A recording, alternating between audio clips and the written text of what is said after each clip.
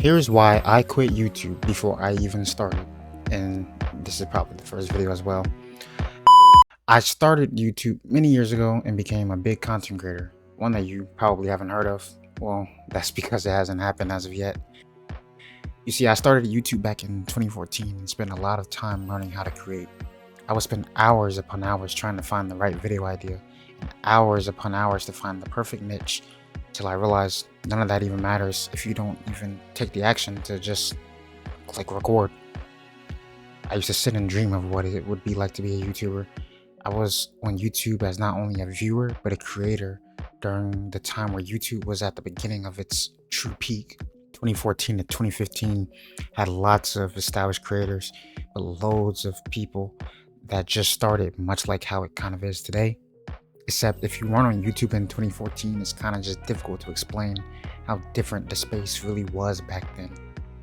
It felt like you were wasting time speaking to a camera or expressing how you feel when you would post a video for it to not get any views or for it to just get hate. Again, similar to how it is now, except that wasn't the norm to the outside world.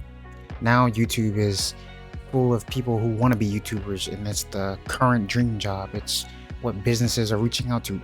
YouTube is a awesome job for content creators. Except back then in 2014, it was still being seen kind of like how gaming was seen. Gaming was not seen as a career. Now gaming, everybody wants to be a pro gamer.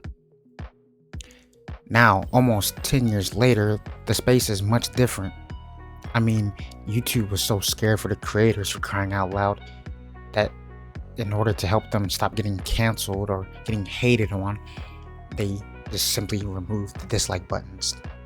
Or was it more so because of this video here? I used to learn so much about the likes, dislikes, what subs actually are, and what they mean, and why all of this even matters for a YouTuber. You know, you tell someone like the button, subscribe, and people think subscribe you have to pay, or well, now everybody knows what subscribe means, but nobody ever clicks on it.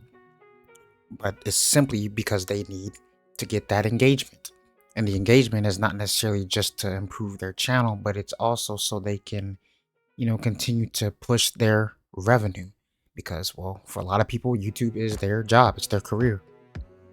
I used to learn so much about all of this and spend more time learning about a YouTuber than actually experiencing what it meant to actually be a YouTuber.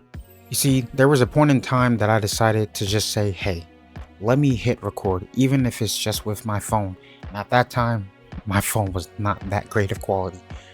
And regardless, I still did. I still recorded with my phone.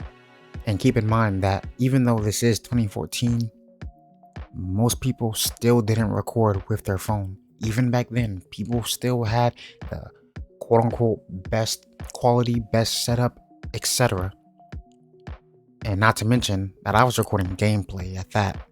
I was recording things like WWE, Minecraft, Skate 3. For any of you guys who know about Skate 3, still waiting for Skate 4. Come on, EA, when is the game gonna drop? It's been in works for 3 years now.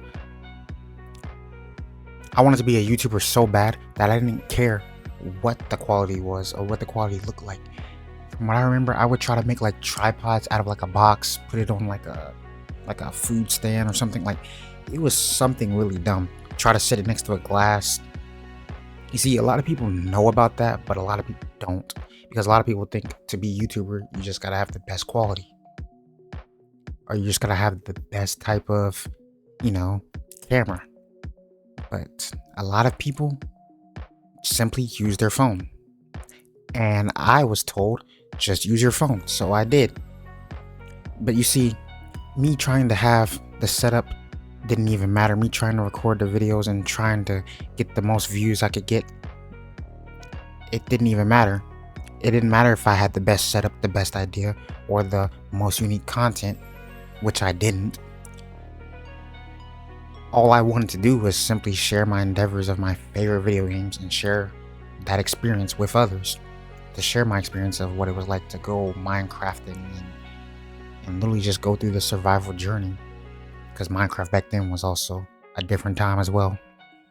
You see, I would flip-flop between so much content that I took away from my quote-unquote brand, according to every YouTube University professor.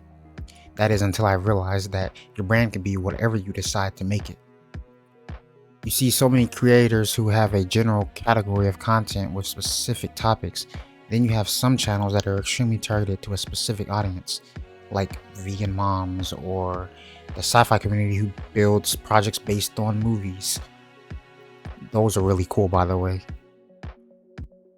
The point is, content is what you make of it. Like the old saying goes, one man's garbage is another man's treasure. Your content you may not be proud of, or you may not think that people will like it, but people can see your passion, they see your creativity when you put effort into it, something that you really like. That is the whole point of YouTube, is to create. That was what it was when it was first created, and that's what it still is, even though it's so saturated now. The reason why so many people have gone quote-unquote viral, or why so many people have become really big, or why they've grown their channels quick, is because, well, they simply like to do YouTube. And I had lost sight of that. I lost sight that I simply just like YouTube because YouTube is just fun. It's fun to sit here and create. Everyone has a little bit of creativity, but not everyone taps into using their creativity. And a lot of creators, content creators, simply just aren't creative. Everybody wants to be like all these big YouTubers like Liza Koshy or Superwoman or Mr. Beast or PewDiePie. But when you sit down and actually learn how they got to where they got, it wasn't that simple. You see, the problem with my channel years back was never simply the content that I made, because I had studied, learned about as much as I could about YouTube, strategies that all the top creators use. I would even use other socials and try to branch out and do marketing and networking. Share my content to even people at my school. I did all the technical and strategical things that the pros do. The thing is, we forget the number one important thing to focus on when we observe professionals. Professionals' number one key to success is consistency.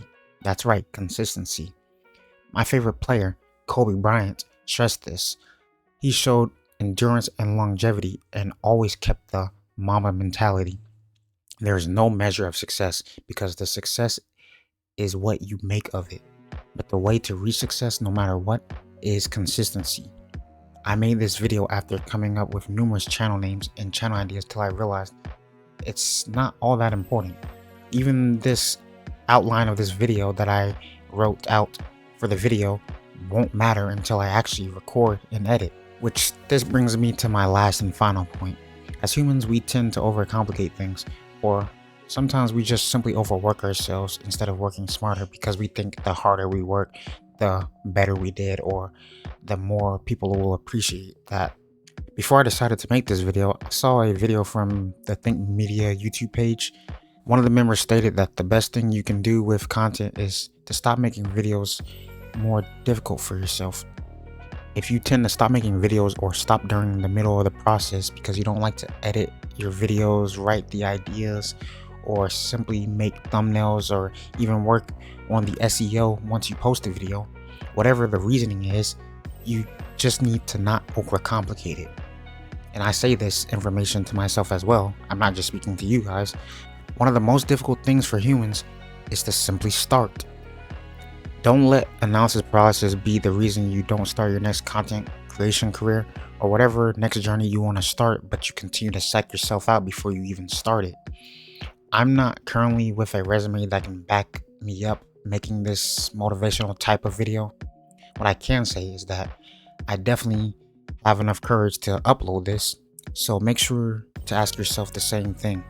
Am I courageful to start that next big task or next project? That is going to conclude this video. Thank you for those who stayed to the end. I hope you guys liked the video, and if you did, like the video. It helps push the video to the algorithm to show that you guys, well, you like the video. And subscribe if you want to see more of my content, so that way you will know, because YouTube will recommend my videos again to you. So it'll just be helpful for you to subscribe. And comment down any suggestions you guys have down below. I am Analytical Ace, and I'm out, guys. Peace.